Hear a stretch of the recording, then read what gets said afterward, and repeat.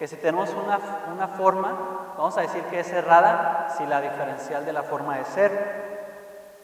Y el hecho de que el término cerrado aparezca tanto en formas como para cadenas es para resaltar ciertas similitudes que existen entre estos dos operadores, más allá de la similitud tipográfica, ¿no?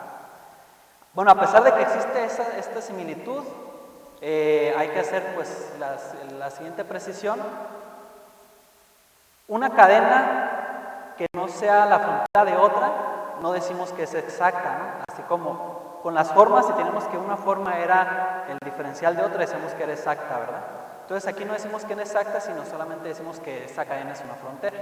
¿Sí? Y bueno, esa es como que la primera similitud que hay, pero la similitud va más allá de eso, ¿no? De que de operarse 2 veces me anule.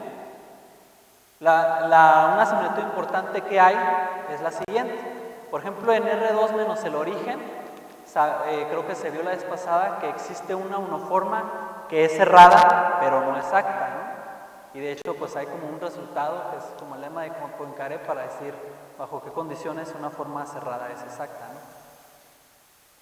Así también existe una cadena C que es cerrada, pero que no es frontera de nadie. Y bueno, la cadena esa de la que estoy hablando, pues es simplemente la curva cerrada que tiene al origen en su interior, ¿no? Entonces, pues como intuitivamente se puede ver que eso no es la frontera de nadie, de ninguna otra cadena, pero una prueba simple y completa de estos hechos, tanto de los dos, es un teorema que establece la conexión entre formas y cubos. Y pues es el teorema de Stokes, que es sobre el que finalmente se trata la presentación. Entonces, pues todos estos preliminares y este último comentario es para presentar el teorema de Stokes, darles una prueba y pues hacer esas breves aplicaciones, ¿no? Para probar lo último que mencioné. El teorema de Stokes dice lo siguiente: si tenemos un dominio abierto A de Rn, y tenemos que omega es una K menos una forma en A y C una K cadena en A, entonces la integral de la diferencial de omega sobre C es igual a la integral de omega sobre la frontera de C. ¿Sí? O sea, aquí como que se intercambian, pero en realidad esto, recordemos que el operador D me manda K menos 1 formas en K formas, entonces estoy integrando una K forma en una K cadena y aquí integro una K menos 1 cadena. La frontera le quita dimensión en una K menos 1 cadena, o sea, las integrales que definí, ¿no? Previamente. Entonces vamos a hacer la prueba del teorema de Stokes. Pues primero vamos a tomar el cubo estándar. Y vamos a tomar una K menos una forma en RK. Entonces también sabemos que una K menos una forma en RK se va a expresar como una combinación lineal de elementos de esta cosa, ¿verdad? Una función donde le falte alguno de estos, ¿no? Algún diferencial de DI. Entonces, y luego como es una combinación lineal, pues va a ser suficiente probar el teorema, pues precisamente para uno de estos, ¿sí? Que por linealidad lo vamos a tener. Entonces, primero, vamos a calcular esta integral cuando C es el cubo estándar. Entonces sabemos que el cubo estándar es la suma de estas K cadenas, ¿verdad? Y por la forma como definimos la integral sobre cadenas, pues las sumatorias salen aquí y sería la integral de cada una de estas cosas. Y entonces esa integral, bueno, esa cosa que está ahí pues se ve así como que medio aparatosa, pero en realidad se simplifica mucho con la siguiente observación. Aquí lo que estoy haciendo este es uno de los que aparecen aquí. Entonces, estoy integrando sobre este n menos un cubo a esta forma. Por definición es la integral sobre este dominio del pullback de esto aplicando a esto. Y como esta función es la inclusión, pues simplemente me queda f evaluado en esto, donde aquí en el j.º término va a aparecer la alfa. Ah, perdón, todavía no. Entonces, esta integral va a ser 0 si la j es distinto de i, o va a ser igual a esta cuando la j sea igual a i. Entonces, ¿por qué va a ser 0 esta? Porque por las propiedades del pullback, pues es f compuesta con esta. Y como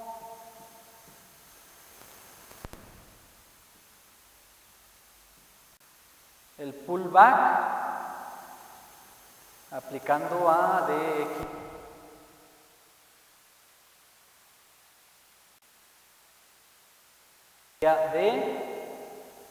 del pullback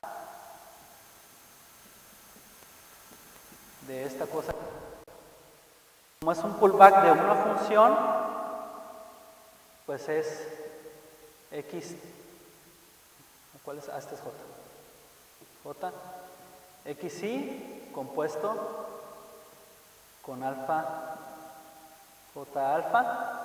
Entonces, ¿esta qué me da? Me da la iésima componente de este. Entonces, si tenemos que la i es distinto de la j, la alfa está entre i menos j. Entonces, para algún i, esto me va a dar la constante alfa o 0. Y la diferencial de 0 o de 1, pues tiene que ser 0.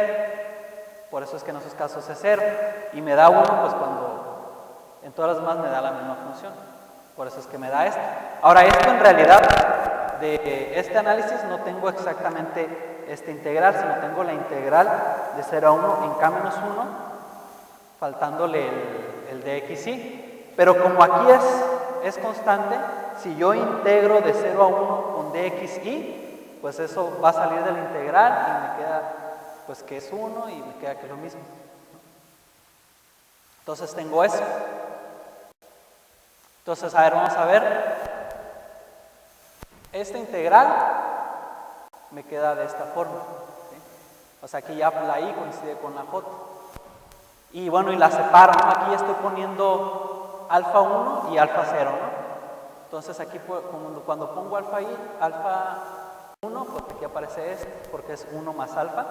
Y cuando alfa vale 0, pues aquí simplemente aparece i. Entonces esa es a la integral que llego. Y ahora voy a calcular la otra y voy a ver qué me va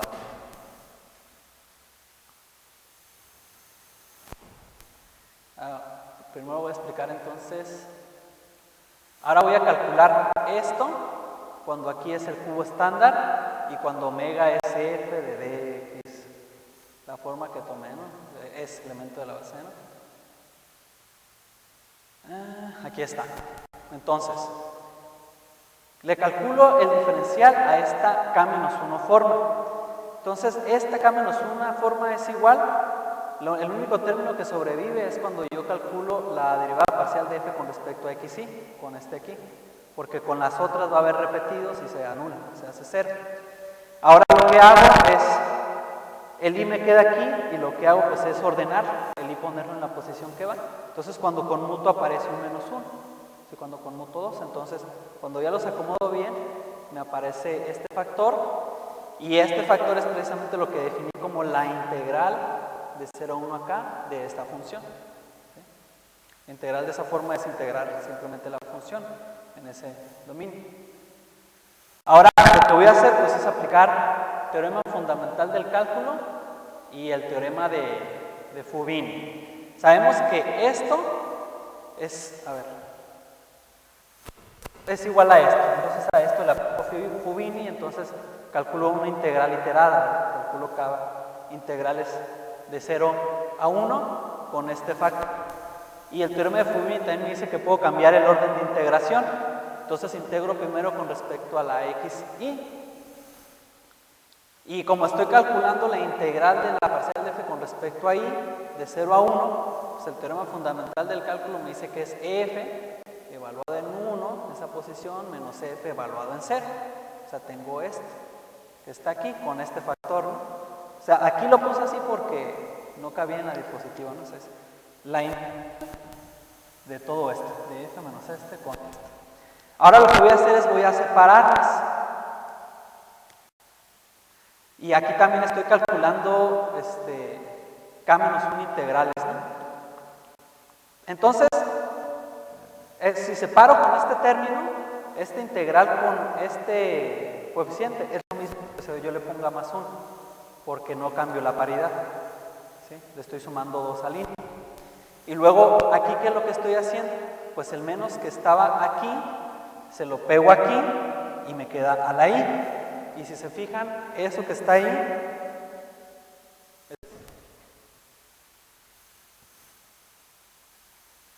entonces, para el K cubo estándar, tengo el resultado que estoy buscando. Ahora, pues quiero ver que el K cubo singular. Entonces, primero hay que ver que la integral de omega sobre la frontera de C tiene que ser igual a la integral del pullback de C actuando sobre omega de la frontera de IK.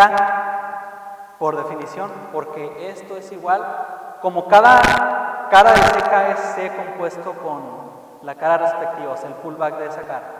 Entonces, esto tiene que ser el pullback de esta frontera. Y cuando ponía pullback, por definición, el pullback aparecía aquí, ¿no? Entonces, no más como que jugar con las definiciones y ver que eso integral es esto. Entonces, ahora calculemos la integral de la diferencial de omega. Por definición es la integral sobre el IK, sobre el K cubo estándar, del pullback de D por del diferencial de omega. Sabemos que el diferencial conmuta con el pullback, entonces cambiamos. Y esto es sobre el K cubo estándar, pero como yo ya tengo el teorema de Stokes para el K cubo estándar, esto es igual a esto, o sea, quito la D y pongo la frontera aquí de esto, ¿sí? Y esto, por lo que tenía aquí, pues es la integral de omega sobre la frontera de C. Y ya tengo el resultado para K cubos singulares. Y pues claramente el resultado se sigue para las K cadenas, que son sumas de K cubos. Entonces ahí está. Entonces ya para terminar, voy a platicar cómo aplicar el teorema de Stokes para ver que no existe una K cadena que siendo cerrada es la frontera de otra. Entonces, vamos a tomar esta curva cerrada en R2, en el que va del 0,1 a R2 menos el 0, que es el círculo unitario, ¿no? Recorrerlo en sentido positivo, ¿no?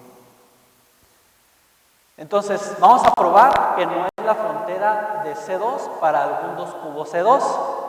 Entonces, la forma de hacerlo es por contradicción. La frontera de algún 2 cubo. Vamos a tomar esta unoforma, que esta unoforma creo que también apareció la sesión pasada. Es fácil, bueno, haciendo los cálculos se puede probar que esta forma es cerrada. Entonces, pues vamos a usar el teorema de Stokes. Voy a integrar esta forma sobre C. Y como estoy suponiendo que C es de esta forma, pues esta integral tiene que ser igual a esta. Ahora, por el teorema de Stokes, pues puedo integrar sobre el 2 cubo la diferencial. Y como la forma es cerrada, pues estoy integrando 0, que esa integral tiene que ser 0. Eso me lo dice el teorema de Stokes. Pero también realizando un simple, no sé si sea simple o depende, se puede probar que la integral sobre esto es 2pi. Y eso es una contradicción porque estoy diciendo que pi es 0. Entonces, pues esto que supuse pues no es cierto. Ahora, la misma idea funciona para probar que hay formas cerradas que no son exactas. Y vamos a tomar precisamente la forma anterior. Ahora, vamos a suponer que θ, que la forma que puse hace rato, es el diferencial de f. Como θ es una forma, tiene que ser la diferencial de una cero forma, o sea, la diferencial de una función suave. Entonces, aplicando el teorema de Stokes, se sabía, bueno, esto ya sabemos por cálculos que es 2pi. ¿Sí? Ahora, en lugar de θ pongo df, ¿sí? Sobre c. ¿Sí? Entonces, aquí es donde aplico el teorema de Stokes, donde quito la d y pongo la frontera. ¿Sí? Pero como c